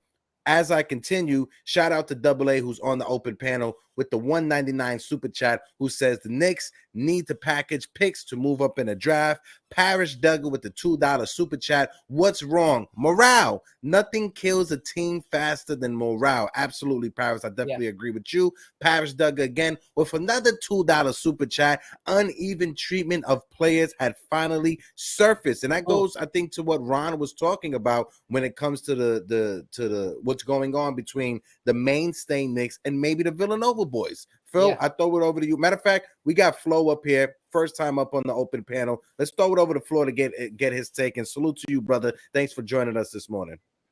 Yeah, thanks for having me, fellas. It's in the grand scheme of things. I'm not going to take up too much time. In the grand scheme of things, overall, I think the Knicks are having a decent season. Kind of fulfilling what everybody else is saying in terms of like chemistry. Mitch going down, Jalen Brunson's recent struggles. Even though, in my opinion, he's still the best player on the team and he'll get right. Julius Randle's getting hot recently, but he has his days too where he's just, the thing that kills me about Randle is I feel like he could be a top 15 player in the league if he just didn't give up half the time. So when Randle is hot, Randle will take his heat checks. Randle will drive at anybody. The thing that got me hyped, where I stood up and was like, let's go. That game against Toronto, to Ron's point, I think that was the closest Knicks game that we've had in a while. We had 36 assists that game. You know what I mean? Like, that's unheard of for the Knicks. Randle was going off that two-handed slam, and he's slapping the backboard, firing himself up. Like, that type of energy can bring up the morale of the guys around you. You know what I mean? And we needed that pick-me-up, especially. I think that was either the first game or second game without Mitch. Like, we needed that. Yeah, we also, we won that game by what? I think it was 136 to 130. It's just like it was a close game, and we gave up a lot on the defensive end, but everybody else was holding it down. Josh Hart was doing his thing too. The big Ragu was holding it down a little bit with his minutes. The biggest travesty for me that we have all spoken about is Quickley not getting his minutes. Quickley, arguably the sixth man of the year last year. That's neither here nor there, but Brogdon had a good year too. But Quickley had an amazing year, and he's playing better in certain stretches this season. The fact that he's not seeing close to 30 minutes a game, just it doesn't compute in my mind how that makes any sense. It really doesn't. So if the Knicks can't find that cohesiveness as we're approaching, coming up to halfway through the season, because we're already 20 plus games in, I would say by the All-Star break, you look at this team that you have constructed and say, all right, what can we do? Yeah, there's not a lot of guys available, but that doesn't mean nobody's available, you know? If you're waiting for a specific name, i.e., you know, we all love Donovan Mitchell and we would love to have him in York. But is he where I think he has 2 years left on his contract? Maybe do we wait out the 2 years and try to sign him as a free agent, or do we try to swing a deal now? I think something that factors into that very much so is if we're bringing back Quickley or not. You know, because if they decide that he's a mainstay on this team, then they need to pay him accordingly, and they need to, more importantly, play him accordingly. You feel me? Because I feel like, I forgot who it was that brought it up, maybe Hector, but or maybe it was Ace who was on earlier. Like, he's one of the best two-way players in the league in the stretches that he plays in terms of offense and defense. Like, defensively, I don't think he gets enough credit. He's locked down a lot of the time. He makes amazing switches. Like, obviously, he has the speed. He has the hands. He could guard 1 through 3 for sure. You know, maybe not certain threes, but for the most part, he could guard almost any three. And it's just the misuse of the team, the offensive, like, when they use the same playbook that when Melo was there, and, like, you know, you get Melo where you get Randle on the wing and everybody else just clears out and you just watch and hope that he either makes his shot or gets fouled or something like that. They run that too much. What I was talking about earlier with the pick and roll. Yeah, the you know, if you have Mitch down low, it can get clogged up a little bit, but that then move Mitch to the side a little bit. Every once in a while, take advantage of the I heart minutes. Run a small ball lineup for maybe you know, there's certain in basketball it's a game of runs, right? It's not going to be basket for basket throughout the whole entire game. That's extremely rare. It's a game of runs. When you need a run and your team is not doing anything, clearly there's a switch up that needs to happen. So things like that is what I'm referring to. If you need to run a small ball and run pick and rolls, like, and it's not even necessarily just at the top. You could do it as soon as you hit half court and you run a high screen with Randle. He could either pop out, or, you know, you take what the defense gives you, or you could just bulldoze to the paint. Like, it just doesn't make sense to me. But in terms of we're not a championship team. We're maybe a first-round playoff team at best, as currently constructed. We're not a championship type team. What it takes to get there, you know, it's going to be either another star. I'm not sure how we're going to get that. You look at guys like maybe a Siakam, who's a great two-way all-star type player. But you have to trade for him. I think he's coming off his contract after this season. You know, there's also people like Paul George and stuff, but they're getting old. They're kind of injury prone. So that's a little risky and might scare us, you know. But at this point, it's like, all right, if we I think it's about building the culture. Somebody else mentioned that. It's about building the culture. Like, the Knicks are no longer looked at as a joke, which is great, because everybody, you know, back in the day, I remember we were trading first-round picks for Andrea Bargnani. Like, bro, what? Like, it was just it was so bad. It was so bad. We're starting games with, like, bro, Langston Galloway, and it's just like, we were just so bad for so long. The Knicks do not have that identity anymore. So there's potential for opportunity, you know. Do they have the best bridges in the league in terms of, like, you know, somebody mentioned their little riff with Danny Ainge and Mark Cuban and stuff like that. I mean, they probably could do better, but there's 28 other teams. I'm sure you could swing something, you know, like, we're accumulating assets and we have a lot of young talent. We might even have too much young talent, which is causing these log jams in terms of minutes. So it's like, you need to fix your core and then try to figure out what we're doing there. I don't have the answer for what that can be. I have opinions, but I think somebody like... Go ahead, Phil. Here's the problem is... There's certain people in the fan base that will say, we're good. We're not as bad as we were. Well, yeah, that's great. I'm glad we're not as bad as we were. But how long are we going to stay in the middle? You know, not even the middle, because we're a little bit higher than the middle, but like, how long is it okay to be content to be here just because it's not the Bargnani days? You know, like we don't have Jalen Brunson on a 10-year contract. Like, we have him on a 4-year deal. We've made ourselves buy in to this guy. So we have 4 years for this to actually be something that pays off. One of those years is already gone. Like, we've already done that. You know, we got 3 more of actually making this something that works. And so the problem is that, you know, AA was like, yo, we got to get back in the draft. Well, there's no point in getting back in the draft. Getting back in the draft right now with the coach that we have doesn't do anything. That gets us a player who will not see time. Like, so many people are like, man, look how many people we missed on the draft. If we would have drafted Halliburton, or if we would have done this, there is no saying that those players would be the players they are today if they would have came to the Knicks and sat on the bench and did absolutely nothing. There would have been no like identification that, you know, Halliburton was going to be Halliburton when he was playing behind Alec Burks. You know, like, there is no guaranteeing that that's going to happen. You know, when Elfrid Payton is getting Halliburton's minutes, is Halliburton going to turn into Halliburton? So right now, if I'm a rookie, I'm not dying to come to New York. I'm not dying as a young player to come to this organization, because what we do, and this is the one thing that, as much as I love the fan base, I hate, is whether or not you think a player is something or not. You're not really getting a full dose of who that player can be under this organization. So you being so gung-ho on your thoughts of that player is frustrating, because like Cam Reddish or not, Cam Reddish is doing things in LA. Like, is he getting 20, 30 points? No, but he doesn't need to. He's contributing in what he does best, defense. And we're saying that we struggle with defense and we struggle with length. Well, you have guys like AD and LeBron saying we don't win games right now without Cam Reddish. So it is what it is. You have his coach saying Cam Reddish just needed someone to actually believe in him. Like, crap. You know, you have another front office young coach saying all that this kid needed was someone to believe in him and say, play to your strengths, you know, like, so you got to look at the fact that these players might not care to come here because they know that they're going to play second fiddle. Like, look at Emanuel Quickley right now. He has proven in his young years that he deserves minutes, and he's struggling for minutes right now. Doesn't make any sense.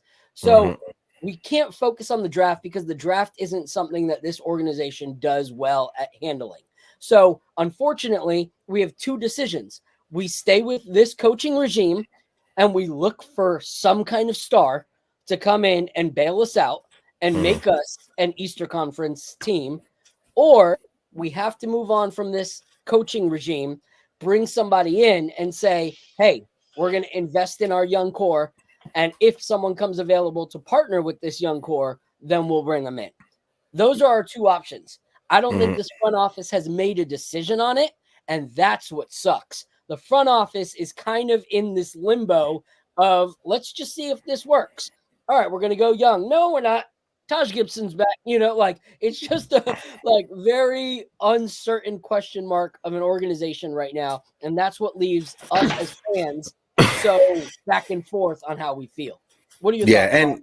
And before Ron goes, I just want to piggyback real quick and throw it around to the fellas. Also, we got 51 people in the building. If you guys can't, smack that like button. And if you're watching us for the first time, hit that subscribe button. And if you aren't subscribed to Still Knick Fans, Ron and John, what are you doing with your life? Because our guys, they lay down the heat on the Saturday shows. They talk Knick fans off the ledge. So I had to give them the pregame shout out for that. So tomorrow, make sure you guys tune in for Off the Ledge with Ron and John over there with Still Knick Fans. But I agree with you, Phil. When it comes down to it, everything that we're figuring out, issues and stuff, it falls on the front office. Sitting back, holding on to all of these assets, like Flo was saying, like I know Ron's about to say, Double A was preaching it at the same time. We have all of these assets.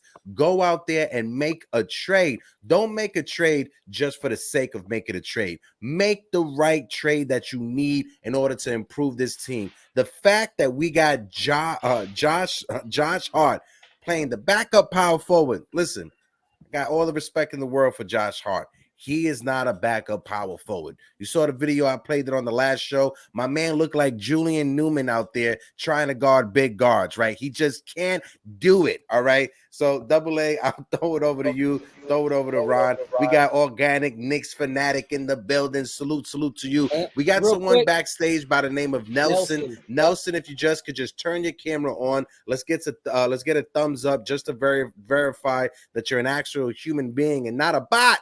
That's what we need. But go ahead. I just saw his face for a second. He turned it on for a second. I don't know what happened. Oh, there I'm gonna need to get a thumbs up. Let me get it. Oh, okay. There you go, Nelson. AI's crazy, Nelson. We just gotta throw that out there, all right, my guy. But go ahead, Double A. Let's throw it around the panel. Let's get everybody involved in the conversation. Like I always say, make sure you guys are respectable to everybody that's on the panel. If somebody's in the middle of giving their take, let them finish because the same time will be given to you. Double A, my guy. Go ahead.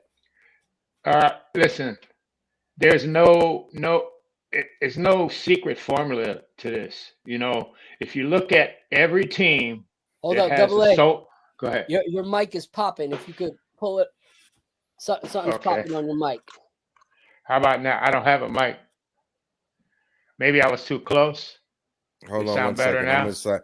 I'm gonna try this. I'm gonna just throw it over to Ron to let him go. Double A. I'm gonna just mute you while I try to figure out what's going on the back end, and then afterwards, after Ron goes, I'll throw it back to you. Go ahead. No Ron. worries. Oh, let me take myself off mute. So, where do I start? All right, so. Well, let me say this first because it was already in my mind. I just wanted to throw that out there and get that off before I forget it. To rebuild NYK in the chat, I think to your point, you're saying that Julius is getting his, but the other guys, like he's looking for them, but they're not doing what they need to do. The problem is not necessarily nothing Julius is doing is wrong. It's just something that happens with players that consistently get buckets. Your teammates stand around and watch you rather than being engaged and getting into the flow of the offense or doing what they need to do. And so then when it's time to incorporate themselves, they kind of get lost in the sauce.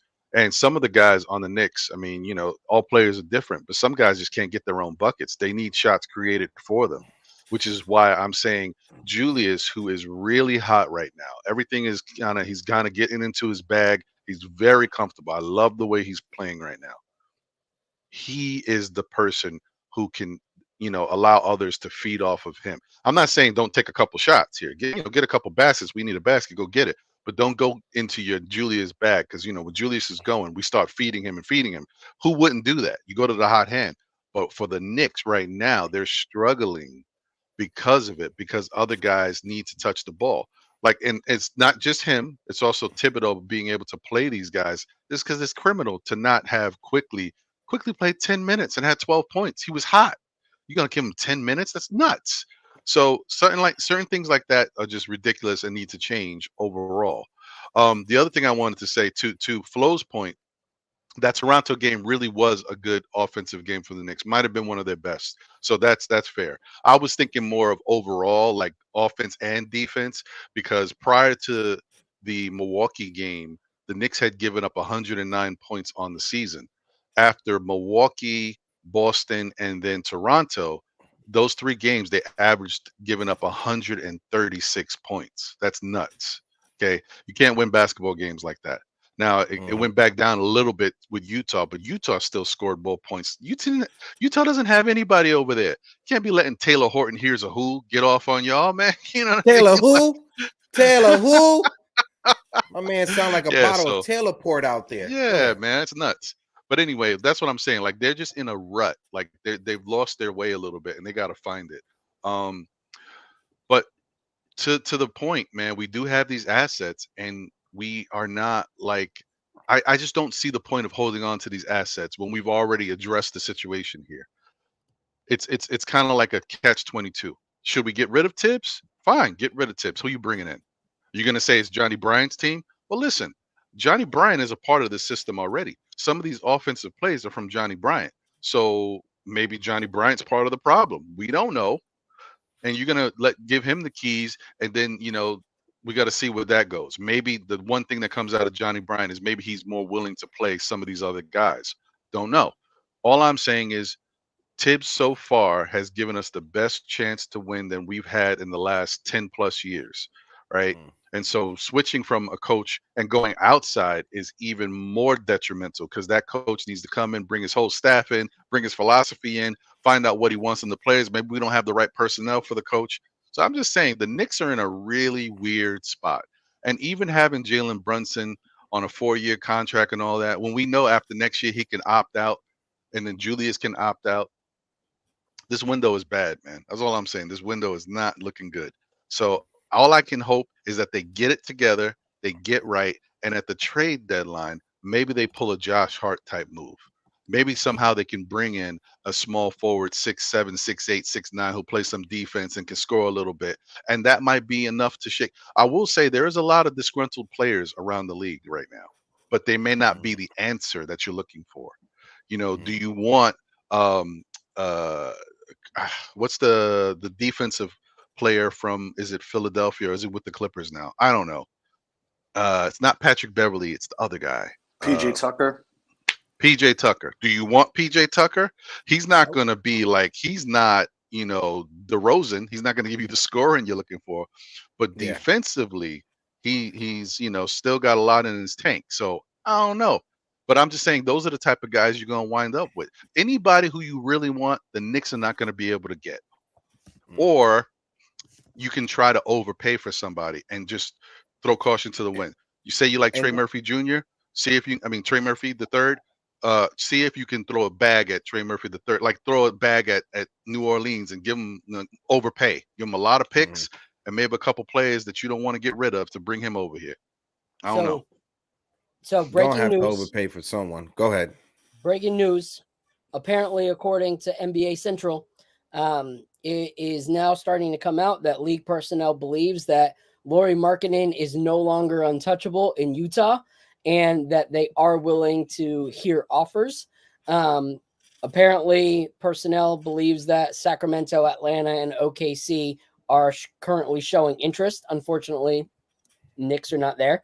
But I will say, if the Knicks don't even friggin' pick up the phone to find out what it would take, I'm going to be livid, like absolutely livid. If a player like Markkanen becomes available and we don't even call, I'm going to be livid. Danny Ainge has Leon Rose on the block list. That's what he has. Sorry, Ron. He has him on the block list. I would friggin' pick up a friggin' phone from Cricket Wireless with a new number and call until someone answers. Like, do not let Dolan call. Let someone call on his behalf with a Cricket or mobile, whatever wireless phone, and make that call.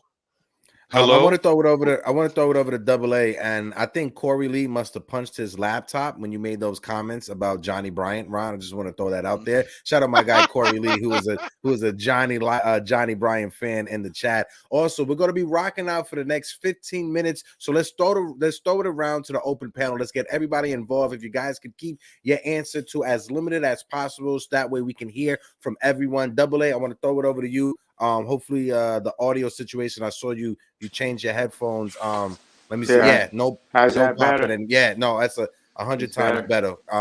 There's no popping. But Double A, I'm gonna let you go. Throw it over to Flo. Throw it over organic Nick Fanatic, and then throw it over to Nelson to wrap us up. We're gonna be rocking out for the next 15 minutes. Go ahead, Double A. I'm just saying, the common denominator in everybody's take so far has been one thing. We're making so many concessions, right? Concessions on players, okay? We got this great offensive force named Julius Randle, right? But he won't play defense. Everybody's talking about his scoring and this, but he won't play defense, okay? That's part of the clash, okay? The Nova Knicks are hustlers. They like to hustle. They jump on the floor. This is their game. But when they're seeing the coach not holding the so-called star player accountable to play defense, that causes dissension. When you bring in players that do the exact same thing and play the same position and are battling for minutes, you cause dissension.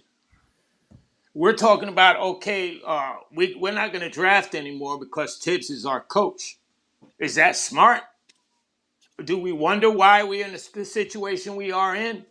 Every NBA champion except the Miami Heat with LeBron James and Wade and Bosh were home-built cores, including our only 2 championship teams. They were home-built. Every team that has a so-called superstar that we're drooling over drafted them and developed them. The problem is the Knicks want to take this shortcut that we're not taking. We're not finding that road. We're failing. We're happy now. Now we're settled for mediocrity. We're at best a 500 team right now. At best, we're at a 500 team. We can't beat the elite teams. We can't beat the better teams. We can't beat taller teams. We got to stop making concessions. Somebody brought up Johnny Bryant. The difference between Johnny Bryant and Thibodeau, I think Johnny Bryant will hold everybody to the same standard. He'll play who deserves to play, not his boys or his inner circle. And I think after 4 years, Johnny Bryant deserves a chance. Because Tibs in 4 years, okay, he's a win now coach, but guess what? We haven't won anything. I'm sorry, guys, but this is frustrating. Especially listen, Double A. When we want a superstar, but we want to take the shortcut. We don't want to do like everybody else and draft one and develop one. We want to trade for one, but guess what? It's none to be had. And we've been selling this dream. They've been selling this dream to us for how many years? KP even came out and said, man, he went into the meeting and the next day he was gone. They already were planning this shit. Excuse my language. They were planning to get rid of KP. Why? For another dream. Oh, we were going to sign KD and Kyrie. And we all bought it, right? We all bought it. But what happened? We signed Julius Randle, Bobby Portis, Morris Jr. Where are all these fabulous players? They ain't here no more. And Double A, you don't gotta apologize, bro. I think everybody on this panel and every Knick fan that is out there, we share your frustration on how you feel. I know I do. I'm not sure about the rest of the fellas, but I throw it over to you, Flo, to get your take, and then let's circle it over to Organic Knick Fanatic, my guy, and then Nelson to close us out. We got 54 people in the building. 50 of y'all watching on YouTube. So if you guys can't smack that like button, go ahead, Flo. The floor is yours. And I like that Yankee hat too, my guy. If you didn't know, we had Jabba Chamberlain on the channel this week. Did a dope interview with him, and we will be having Anthony Volpe. An interview. We're lining up an interview with Anthony Volpe. So make sure you tune in, and the scheduling will be out there for that one, Flo. Go ahead. That's fire. But nah, yeah, I'm gonna make mine real quick so the other two can hop on. All I feel like essentially is that right now we have assets and we need to get better. Maybe it doesn't necessarily mean trade for a superstar, but look at somebody like Bogdanovich from Detroit. Detroit is at the bottom of the league. They're looking for picks, young players. We have picks and young players. Somebody like that is a difference maker. You know what I mean? And we need a backup for it. Who better than him? He can shoot 40% from the three-point line, which is what we need desperately right now. He's out there getting buckets in Detroit, playing with a bunch of 19-year-olds. You know what I mean? So a move like that, maybe we don't need to trade for a superstar immediately. Of course, I would love for it to happen, but it's just not realistic. If it does, cool, depending on what we give up. But ultimately, just some kind of move, we need to be better. We have the assets. We have to do something with it before they just go to waste. And then we drafting these young players who aren't going to, see the time of day because you're going to be in the G League. You know what I mean? So that's just my take. I think we need to get better. We have the potential to do so with at least some sort of needle moving trade, and we need to pull the trigger. Hey, respect that one. The Organic Knick Fanatic, my man, walk us off of the ledge. Talk us down from the mountain. What's your thoughts? I'll throw it over to you, my guy. Just unmute yourself because you're muted back there. And Salute to Flo. Thank you for jumping on the open panel, my guy. First of all, que lo que mi gente was good, my people. Hector, Phil, Double A, Ron, Flo. Dímelo, Appreciate you mío. guys. I was waiting to see that coño hat up there. I was going to see coñazo. Everybody's feeling today. You got to throw a couple of coños out there. Facts. All right. And just, I'm going to walk you guys off the ledge. I told you guys Sim would start last time. Close to win. But anyway, there's a lot of impact here. So, all righty then. So this year was basically an evaluation year. All we're looking at is our talent, as we're looking at the picks, draft picks we have, what talent we have. We didn't make the move for Donovan. So at that time, it was just looking at Grimes, how Grimes is going to perform, how IQ is going to perform, and what talent we have and what they're going to go. IQ is going for money. We got rid of Obi because we didn't want to pay that, and he wanted to be a star. We did him a solid, transferred him to Indiana for some picks.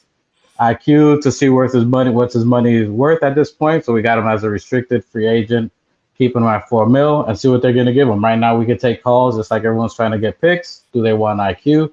And try to see what he's worth and make a trade there. I'm with the stand pat for this year for the most part. This year it seems rough with what we're going through because we already see that pitch going down actually hurt us. It showed our weak availability, so it shows what we're lacking in. So it's up to everybody else to step up and play defense and adapt and make the switch. What we're lacking at in defense is on the switch. So people switching out individuals. Our guards are getting killed. Brunson's getting killed in the rotation. So that's our errors on there. Mm-hmm. Thibodeau is one of the highest winning coaches out there, other than Pop. So if you're going to replace him, they should have a winning record. There's not many other coaches that got a winning record. And I do understand the area's opportunity for Tibs, but there's not many coaches that got a better winning percentage with less talent there. Pop is, I think, overrated in my opinion. We could talk about that another day. But if he was, he'd be winning with talent now. Every time he won was with number one talent, but that's another subject for another day. Other than that, I think we should be standing pat. There's not too many players out there. Randle is giving you the same numbers that Jokic and Giannis is giving you out there. That's facts. If they want to trade him, you got to replace him with someone that's going to give you that type of caliber. There's only two other people producing better than Randle right now.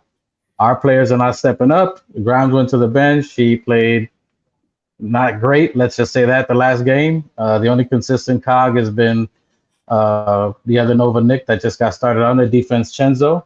He's our best catch and shoot player, best slasher. He fits for the starting. So I like what we got going on there.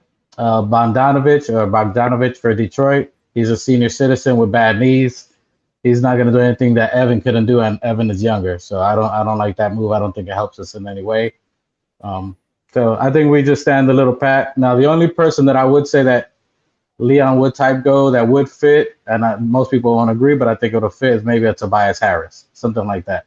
Someone that's an expiring contract, small forward, experience. He's been in playoffs. Even off the bench, he can give you 18 and plus. So I think he would fit with us, and I think that's someone that more or less that we can go after that would fit our need. Who's big and tall. He's about 6'9", 6'10", good three-point shooter. Doesn't have to have the ball. A good defender. So I like Tobias Harris as a move. And that is a guy that Tom Thibodeau has been showing his interest in. Organic Nick Fanatic, appreciate the take. My guy Nelson, the floor is yours. Hold on, I got some echoing in the background. Sorry about that. Nelson, my guy, if you could unmute yourself, brother, the floor is yours. Give us your take. And also, I see you put in the private chat that you got your own pod. Let the people know where's your pod, how they can follow you, and how they can subscribe to you, my guy. Go ahead. Man, absolutely. Appreciate y'all for letting me on here. Like I said, I was in the middle of setting that up, so that's why I'm off cam now. But in regards to the Knicks, like everybody makes really good points, but this is really an evaluation year because there is a bunch of stuff going on. Like for me, it's going to be at the front office because the front office are kind of pressured to make a move per se, but it's with Tibs because we know Tibs was here to bring some rigidity, bring some structure to a team that has not had any rigidity and structure for the last 15 to 20 years. But that's all Tibs is, to be honest. Like, this is weirdly like I don't want to compare it to these teams because these teams won championships, but it's a bull situation like with Doug Collins to Phil Jackson or Mark Jackson to Steve Kerr or, even with the Heat, even though Pat Riley stepped in for half that season when they fired Stan Van Gundy, but then he gave it to Eric Spoelstra, who was in the organization. So I understand, like, they're trying to build some continuity, which is great, because the Knicks have not had that, consistently till Leon stepped in. But they're at that point where they're in the middle, they're trending upward, and you're going to have to make the couple of moves to keep you on the upward swing instead of just staying in the middle. So I'm interested to see what Tibs does, because Tibs is a very rigid guy. He likes to make his adjustments in 20-game blocks, as you see with, not doing anything with Grimes until after 20 games in. Mitch being out, I would hope that he does this game by game or at least week by week. And we don't know how that's going to work, because we're not going to see Mitch till at least March. I mean, yeah, he's going to get evaluated 8 to 10 weeks, which is around the All-Star break, but he probably won't play until late February, early March, if, the surgery is successful and he's ready to go. So it's going to be interesting to see what happens with these guys and with these players. I mean, he needs to manage Quickley a lot better. If a guy has 12 points in 10 minutes, you have to switch that up. Like, you have to keep him in when he's hot. You have to understand who's shooting and who's not. RJ Barrett, I don't understand how, and I don't want to go too far into it, but RJ Barrett has a hot start. You put him on the bench, but then when he's going 0 for 6, you're letting him shoot bad shots. After 0 for 3, 0 for 4, you kind of have to pull something, kind of put somebody somewhere else and make things work. So I think with Tibs, his rigidity was great in regards to establishing a structure, but this is where the rigidity kind of bites him, because the guy who you censor your rigidity around, which is Mitch, is not here anymore. And you have to figure out what you could do with this roster that you wanted. This is not a roster that they gave to you. You didn't inherit this. You asked for these guys. You and Leon are boys. So it's going to be interesting to see how Tibs kind of fixes everything around. But in regards to players, like, you guys all make good points. I would love Lauri Markkanen. I'm here with Phil. The only thing is with Danny Ainge. Danny Ainge probably has all of Leon Rose's burner emails blocked, spam emails, phone numbers. He probably asked for any New York area code and got them all blocked so he doesn't get a call. Facts. I don't know, but I would like Lauri, because you could kind of put him at the 3, put Randle at the 4, and maybe put RJ up to the 2. And then you kind of have a mix of Brunson, and then you kind of have like a kind of a bigger lineup, and then you have the small guys who can run you off the court on the bench. But that's just a perfect scenario. So it's going to be interesting. I think the next couple of weeks we'll really find out who's available, and then I don't really think you can really entertain much until probably after MLK Day. To me, going into All-Star break is when you really build those trades. But it's going to be interesting. But I just hope they can adjust. And if I want to pick a next coach, I would give it to Johnny Bryant, because if you want to establish continuity, you got to establish it from the front, from the top down, and not only from in regards to roster. So that's just my thoughts. Appreciate y'all. Appreciate that. Now, Nelson, let the people know where they can find you. Where's your pod at, bro? Absolutely. My podcast is Show Your Work Network. We talk about literally everything: sports, life stuff, video games, just random stuff that happens on the internet. You can follow us on all platforms at SYWNET. We go live on Thursdays, 9:00 Eastern time. So appreciate you guys. Appreciate you, bro. So I'm gonna touch on something real quick, because we're gonna get one final take from each of you guys, and you won't be able to respond to this because I'm just not gonna let you. Again, I can't let you get away with saying that Pop is an overrated coach when it comes to Tibs, because they're both the most winningest. Because that's the same thing as people saying, that we build around Julius Randle for eternity based off of regular season.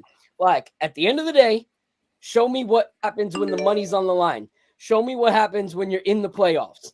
And at the end of the day, whether you think it's solely because he had the talent, bottom line is Pop has 5 championships. Thibodeau, settle. Not even opportunities to win a championship. Ni uno. Zero. Nada. Zip, zilch, nada. So show me the money. I can't put Tibs in that same category till he actually can produce in playoffs. Same way I can't put Randle in the categories of best Knicks of all time until he can perform in the playoffs. I can say he's a great regular season player, but I'm not looking for solely great regular season players or coaches. I want us to actually win something when it matters. So I can't give Tibs that credit until he actually does something with his platform. But the last thing I want to talk about real quick, and I'll just go around before we get out of here, is tonight we play the Suns. The Suns finally have their 3 main guys playing out there. They got Beal, they got Durant, and they got Booker. Not only is that important because we're playing them, but they made their appearance against the Brooklyn Nets, and the Brooklyn Nets upset them. The Brooklyn Nets walked away with the W by 4 points. It is going to look nasty for the Knicks to 2 days later lose to the Nets. Lose to the Suns after the Nets, who have been bottom tier, beat the Suns. So it's important for us to win this game. Who do you guys see? Do you see us winning this game or not? Just a yes or no, and then I'm going to have Hector close. I'll throw it to you first, Nelson. Yes or no? You know what? I'm going to say yes. Okay. All right. Organic? I say yes because of the bench. Our bench should win the game. Okay. All right. Ron? No. All right. That was mean, Ron. That was very mean. Go ahead, Double A. No. We don't have anybody to stop Durant. We don't have nobody to stop Booker. And they just got too much firepower for us. Yep. All right. Hector? For me, and I'll keep I'll let Ron go because he's trying to fix up his little mean I just comment. want to say one thing real quick. I'm only saying no because in that net game, Jusuf Nurkic had 16 points and 22 rebounds. We don't have Mitch. That's the only reason why I'm saying it. Outside of that, I'm I was talking about Nurkic recovering from the Draymond Green situation. But for me, the Nets, they were able to beat the Suns with all their new shiny toys, with everyone out there. I always give our team a fighting chance just because I'm a Knicks fan. I'm optimistic, but I'm 50-50 and I'm leaning towards yes. And if I'm wrong, I buy Ron a bagel in the morning on Monday. How about that? That's good. I'll give my thoughts and then we'll close. I'm going to say no. And the reason I'm saying no is because the Nets won that game, but it was a rough shooting game. It was these guys having a rough night. They shot 32% from the three-point line, and that is not what typically happens with Devin Booker, Durant, and, those guys. So I don't see them having another night like that, especially with our poor perimeter defense. So if we let those guys get hot from three, then we're done. So I'm going to say no. Yeah. That's and rebuild NYK says, see, fans know Suns have a better team and expect the Knicks to win. I know that because, like I said, I'm an optimistic Knicks fan, my guy. At the beginning of every season, I like to believe that we have an opportunity to make the playoffs, bro. I've been a Knicks fan since 2004. Since my freshman year of high school, I've been watching this team religiously rebuild NYK. But no, yeah, the Suns do have a better team. If I was to put money down on it, if I had to make a bet, I would say the Suns. But as a Knicks fan, I still want to believe my team has an opportunity. Fellas, appreciate all of you guys joining on the open panel. Double A, Familia, you already know. The Organic Knick Fanatic, my guy, De Lo Mio Personnel, Ron and John from Still Knick Fans. Make sure you guys go and support that movement. And our guy Nelson from the Show Your Work podcast. I just subscribed to your pod, my guy. I'm a big video game fan, so if you ever want to chop it up about video games, hit me up. Let me know. Peace. Salutations, Phil. Any last words? Close your ears, Ron. Go Yankees. Yeah, that's right. Go Yankees, baby. I'm sorry, Ron. I apologize for that one. Ron has left the building after that one. Go ahead, Phil. Any last words? No, final thoughts is, I think watch Ron this weekend. I love Ron being able to pull us off the ledge. It's easy at times when we're frustrated to jump off the ledge. Knicks Twitter loves jumping off the edge. Like they dive head first. Like it's just crazy. We have something good. We don't have something great yet. We're hoping for changes. We'll see what happens. But I do think by trade deadline, the front office will have a lot of decisions to make. So let's just wait it out and see what happens. I got one more announcement I want to do. Shout out to my guy Nathan Ramachandra at the end of our hour. The reason we were able to have the Jabba Chamberlain interview is because Nathan set that up for us. This Saturday, I will be in Woodbridge, New Jersey with my guy at the Woodbridge Brewing Company for a special event. It's an autograph signing with Bernie Williams. I'll be able to have a one-on-one with Bernie Williams. So if any of you guys are in the New Jersey area or just in the tri-state area and want to drive your ass to Woodbridge, come on over to the Woodbridge Brewing Company. Is going to be great. February 10th, they got Will Cully, who is he plays for the Rangers. He is a rookie. Make sure if you guys want to get your tickets, hit up my guy Nathan Ramachandra for the end of our hour. But Phil, I appreciate you, brother. Like always, shout out to our brother Celso Porto, who was under the weather. He couldn't join us today. And shout out Ace from the Knicks Film School. That was a great conversation we had. Fellas, I'm going to just bring you guys down. Appreciate you guys. And then we're going to put out the intro. Make sure you guys tune into Ron this Saturday. Make sure you guys tune into the Organic Nick Fanatic. My guy Double A, who came over from the SKF Familiar. Phil. And shout out to our guy Jerry, Jerry. And shout out to our guy Jerry Ferrara. Appreciate you, Jerry. Hope you're enjoying family time right now. And let's see what happens tonight. I think we're going to have a lot to talk about on Monday. So love you, bro. Have a good night. Deuces.